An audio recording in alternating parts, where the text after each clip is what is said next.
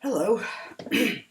A while ago, I read an article by a writer who had been conscripted into the army. I wish I could find the article again. But anyway, he was an intellectual and he really felt like he was above that sort of thing. And he got really annoyed by the constant drilling that they were forced to do, the marching up and down, which he regarded as pointless. And it really irritated him until after a while he started to feel a change in his attitude to the drilling as he realised it was bonding the men together. After a while, your brain starts to get into a pattern, and that pattern is being reinforced and repeated by all the other people who are doing the same drill at the same time, twice or three times a day, or however much it is, until it starts to form a cohesive unit. And then he began to understand the point of this constant drilling and marching in unison. To a certain extent, those songs or chants you hear sung by American soldiers while they're marching up and down is part of that unifying force.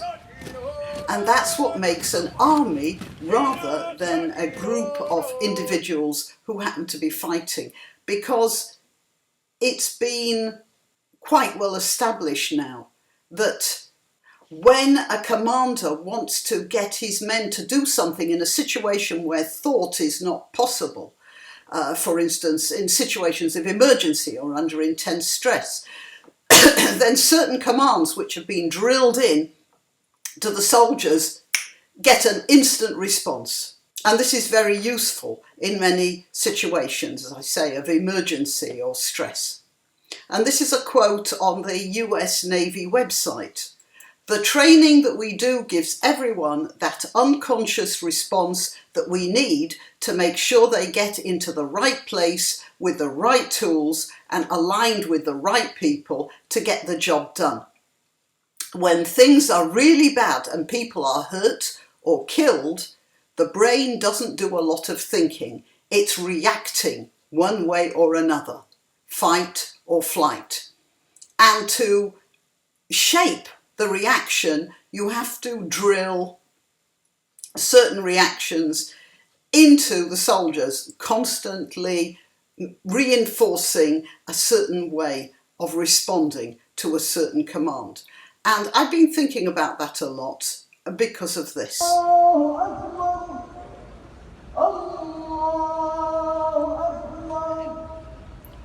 5 times a day, everybody moving in unison. Now, it's the Muslim way of praying is a bit different from the Christian way of praying. Because although Christians will kneel down and stand up, it's not this sort of constant unifying movement. It's like a dance step. There are movements for the hands, movements for the body, steps forward, steps back, kneeling, bending over, stand up. It's far more orchestrated than it is in Christian prayer. And a lot of Christian prayer can be done without any body movements at all. Now, this is drilling. It's just like military drilling. It's got a very similar meaning and purpose as well. And my theory is that this is why we find it so disturbing. I mean, people say, look, there are Muslims in the park, they're just praying to their God.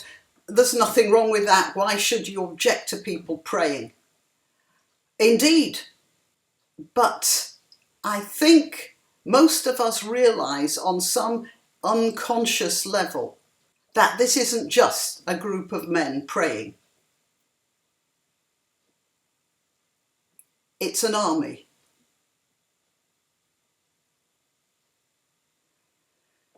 There are other military purposes to the way Islam is set up. For instance, the laws of taking booty in battle. I mean, these aren't the sort of things you find in Christian liturgy.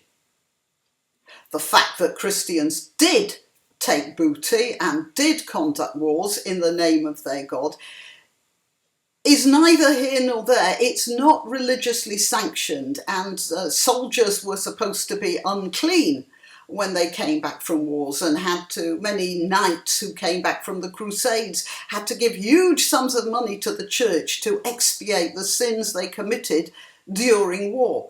I'm not suggesting that was good either. What I'm saying is it's not religiously sanctioned. But in Islam, it is religiously sanctioned, and there's a structure for it. And there are instances in the Quran where Muhammad says somebody should be punished or has been punished for taking a wrong share of the booty in some way or another. So this whole structure of Islam is military. And that's why even people who don't realise that it's military are made uncomfortable by a lot of what they see in Islam. And well, hang on, even Ramadan, which is basically a campaign training, isn't it? You don't eat during the day and then you eat at night. You know, it's training, the whole thing. Anyway, I wanted to say I've been thinking about this for a while, and it's sort of making me uncomfortable to talk about it as well. But we have to be aware of the military aspect of Islam and the fact that it is set up as a conquering army in its structure. And by the way, I am talking about the two main branches of Islam, Sunni and Shiite Islam. There are other branches where this military aspect of it has been damped down quite a lot. And I do wish Islam were more like that more generally, but it isn't. And anyone who's made uncomfortable by this cohesive drilling quality of Muslim practices, I just wanted to try and explain to those who don't understand why it makes them uncomfortable. I'm trying to explain probably why that's it. Now, what you do with an army that's set amongst you, that's another matter.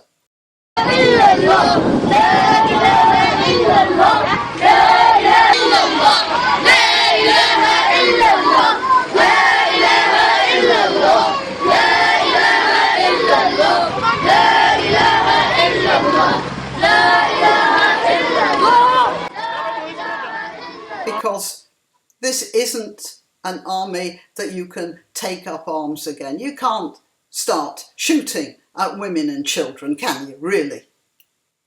But maybe we could think about it more logically and also find ways to encourage a less militaristic aspect of Islam as it is here in the West. Until we've identified it, though, we're not going to be able to deal with it. I'm very grateful for financial contributions, but if you don't want to give money, you can still help a lot by sharing this and other videos I've made. Also, remember to check your subscription from time to time, as sometimes subscriptions get erased for one reason or another. Till next time.